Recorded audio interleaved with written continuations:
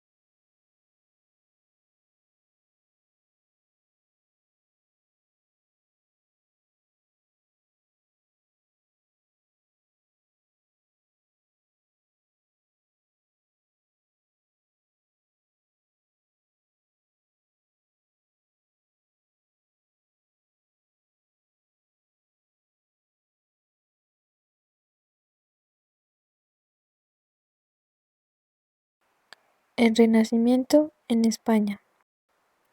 ¿En qué año surgió? Comúnmente se acepta que surgió en la fecha de 1492 como inicio de la influencia del Renacimiento italiano en España. Este nuevo enfoque en las artes plásticas, la literatura o la ciencia, inspirado en la antigüedad clásica y en especial la tradición grecolatina, recibe el impulso trascendental en este año por varios acontecimientos históricos sucesivos.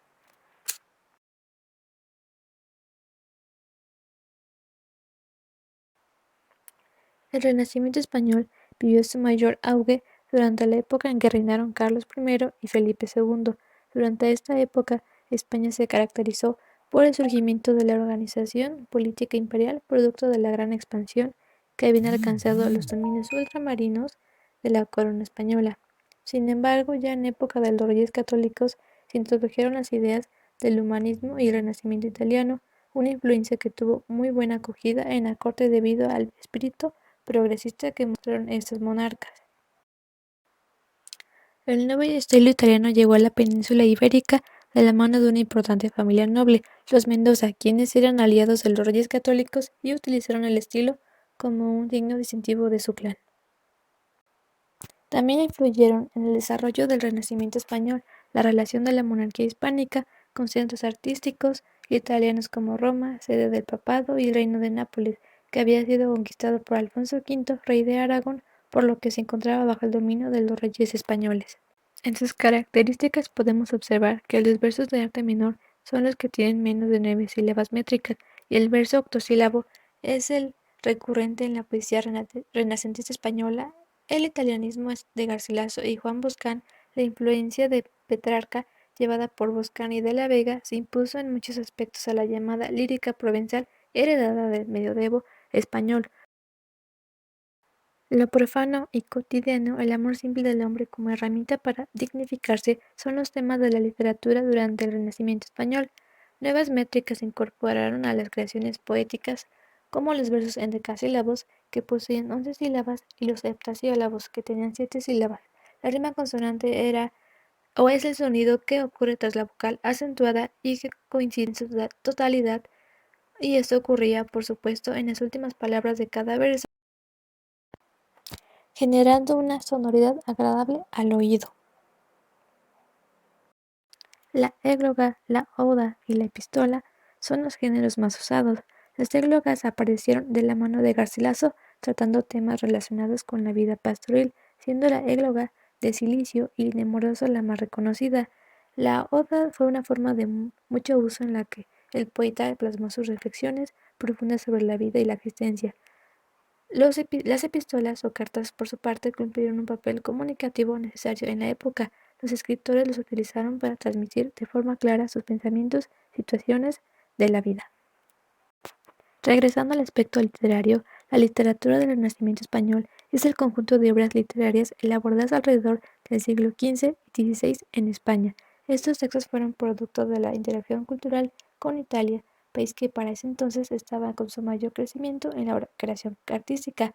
España e Italia eran dos países sociales, religiosos y culturales que servían para el intercambio de un enorme conocimiento que enriqueció a ambas naciones. Las más grandes obras literarias españolas eran traducidas y editadas en Italia y viceversa. Ese intercambio fue de gran importancia ya que abría nuevos horizontes culturales en la península ibérica, propiciando el Renacimiento español. La literatura del Renacimiento español tiene particularidades bien definidas, teniendo como base primordial la tradición de la poesía medieval. Las cánticas estaban presentes, al igual que los villancicos y los cantares de gesta. También estaba lo que es Marqués de Santillana y Juan de Mena, quienes tuvieron una influencia muy notoria en lo que fue la etapa literaria. En sus temas más destacados estuvo el amor, sin embargo este fue manifestado en su versión platónica, es decir, virtuosa pocas veces correspondida. La naturaleza fue el medio predilecto y gran protagonista de la literatura del Renacimiento español. La mitología, por su parte, se usó de dos maneras, o como centro en un entorno al cual giraba toda la realidad poética, o como un adorno para realzar las cualidades de la belleza femenina. El lenguaje de la literatura de este periodo se caracterizó por ser sencillo y natural, y se notaba mucho el distanciamiento del lenguaje rebuscado. Ahora vamos a presentar a los autores más relevantes de la época renacentista española. Garcilaso de la Vega nació en Toledo, fue de una familia noble y formó parte de expediciones militares en la isla de Rodas, en Grecia y en Francia. En Túnez fue herido por los turcos, recibió un golpe en la cabeza y poco después murió. A causa de ello, a los 35 años de edad, desde muy joven estuvo al servicio del emperador Carlos V. Junto con él estuvo presente en grandes hechos como fue en la defensa de Viena y en el sitio de Túnez, donde fue herido. Su poesía está influenciada por tres poetas italianos del Renacimiento como lo son Virgilio, Sannazaro y Petrarca. Cuenta con un estilo plagado de riqueza expresiva y con un lenguaje poético muy bien trabajado y cuidado. Para mejorar la comprensión de sus textos, Garcilaso apuesta por un tipo de poesía que usa recursos literarios que permiten que sus ideas lleguen a más personas. En sus obras nos encontramos con una poesía muy visceral e íntima, en la que el autor describe los estados de su alma y sus sentimientos, un estilo intensificado y plagado de vivencias personales que pretenden explicar su manera de ver y sentir el mundo. Aunque está muy influenciado por los italianos, Garcilaso incluye la huella española a sus textos con elementos como la gravedad o la contención. El siguiente es Juan Boscán.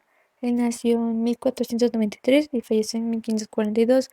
Es otro de los autores del Renacimiento español más conocidos y estudiados, y se trata de un poeta y traductor que nació en Barcelona y tuvo una completa formación humanística. Diego Hurtado de Mendoza, un amigo suyo y también literario de la época, le dedicó la conocida epístola a Boscan, en la que el autor renacentista era el protagonista. Fue embajador español en Italia y fue aquí cuando conocía a Garcilaso de la Vega. Aunque la primera etapa literaria de Boscan estaba alineada con la tradición de la literatura medieval, lo cierto es que después empezó a nutrirse de la tradición italiana e incluyó en decasílabos y estrofas clásicas a sus poemas, como por ejemplo sonetos o octava real. Boscan es el autor del Manifiesto de la Nueva Estética, seguida de la literatura renacentista, una estética que está alineada con la italiana y que defiende la necesidad de volver a lo clásico para renovar la calidad de las letras hispánicas. El siguiente es San Juan de la Cruz, quien nació en 1542 y falleció en 1591. Siguiendo con esa selección de los autores de la literatura renacentista, vamos a hablar ahora de la figura de San Juan de la Cruz, un poeta renacentista originario de Ávila, y que después de estudiar humanidades ingresó en la orden de los carmelitas y cambió su nombre de Juan de Tepes por el de San Juan de la Cruz. Dentro de la orden intentó impulsar diferentes reformas que le valieron la enemistad y la prisión. En 1578 huyó de la cárcel y se marchó a Andalucía, donde ejerció distintos cargos dentro de la orden. Su vida espiritual y eclesiástica marcó fuertemente su poesía y, de hecho, su cántico espiritual es una composición inspirada en su vida como director de las Carmelitas. El resto de sus textos cuentan con un estilo tradicional y la gran mayoría de sus composiciones son octosílabos. El siguiente es Fray Luis de León. Él nació en Belmonte, provincia de Cuenca, en 1527. Él estudió en Madrid y Valladolid e ingresó muy joven en la Orden de los Agustinos. Fue catedrático de Salamanca, la universidad española más prestigiosa de Europa en aquel entonces. Es procesado por la Inquisición por presuntas peligrosas interpretaciones de la Biblia. Finalmente murió en Salamanca en 1591. Se trataba de un poeta muy importante en la segunda etapa del Renacimiento en España, y su obra se englobaba dentro de lo que era la lectura ascética a mediados del siglo XVI. Al igual que San Juan de la Cruz, su estilo estaba muy vinculado con el éxtasis divino, y todos los demás se referían a motivos religiosos y temas morales. Para Freire, la poesía es la forma en la que se establece una comunicación entre el ser humano y Dios. Para el poeta, Dios es signo de la poesía, y por ello se deben cultivar versos dedicados al Señor Supremo y alabando su poder y bondad. Podemos encontrar una lista de obras relevantes en las cuales podemos encontrar a Juan Boscán con Ero y Leandro, Epístola a Mendoza, Amores buenos y naturalmente. De Garcilaso de la Vega está A Boscán, porque estando en Alemania danzan unas bodas, a una partida, églogas, aquella voluntad honesta y pura, el dulce lamentar de dos pastores, sonetos, a Dafne ya los brazos le crecían, a la entrada de un valle es un desierto. De Fray Luis de León está A Perfecta Casada, Cantares de los Cantares, interpretaciones literal, espiritual, profética, oración fúnebre al maestro Domingo de Soto. Obras renacentistas de San Juan de la Cruz está Noche oscura del alma, que es un poema corto en el que se expresa y se explica cómo el alma se une a la de Dios de una forma mística. Y también está el Cántico Espiritual, que es un poema más largo de San Juan de la Cruz y describe las vías místicas, purgativa, iluminativa y la unitiva. También Llama de Amor Viva es el poema más corto y cuenta cómo el alma puede ser abrazada a causa del amor a Dios. Ahora yo les hablaré del Renacimiento en el país de Alemania.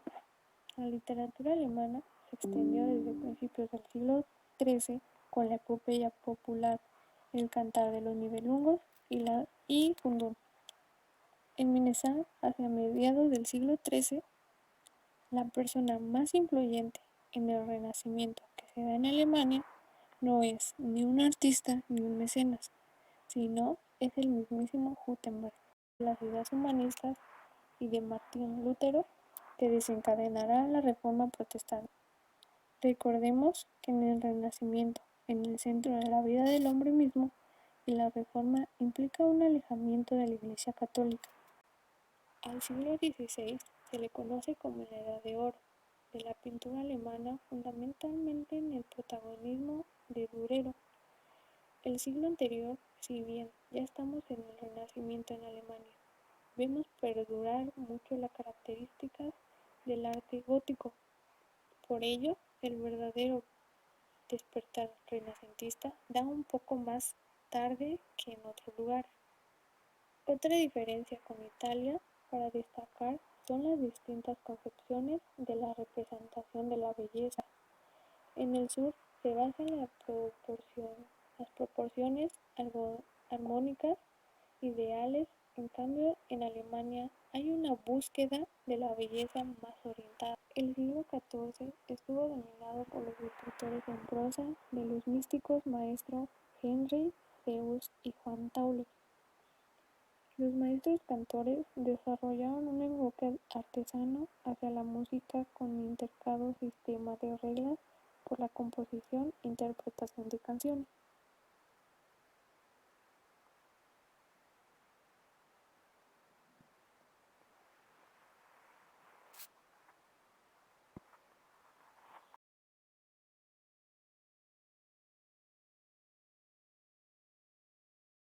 Suecia desde sus inicios tenía una población muy escasa, ya que solo contaba con 300.000 habitantes, por lo que hacer esta alianza fue muy favorable, ya que el imperio danés podía contar hasta con 900.000 habitantes.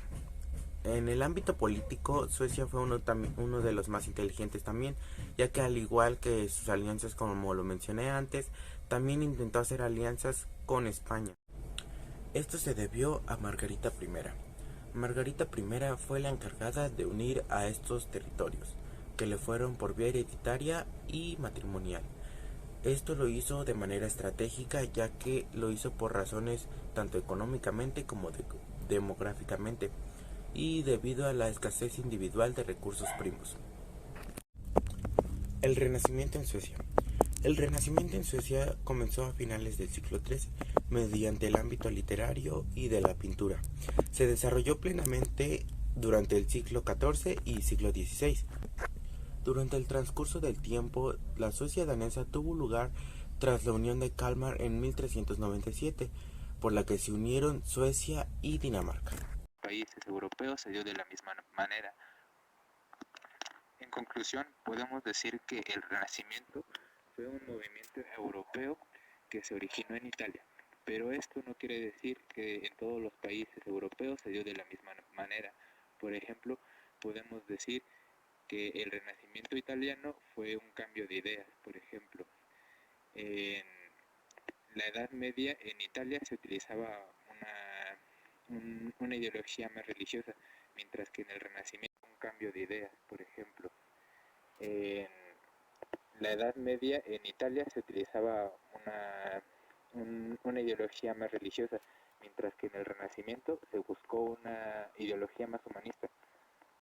El Renacimiento en Alemania, más que ser ese tipo de cambio de la ideología, fue más bien un renacer en el espíritu de la población alemana.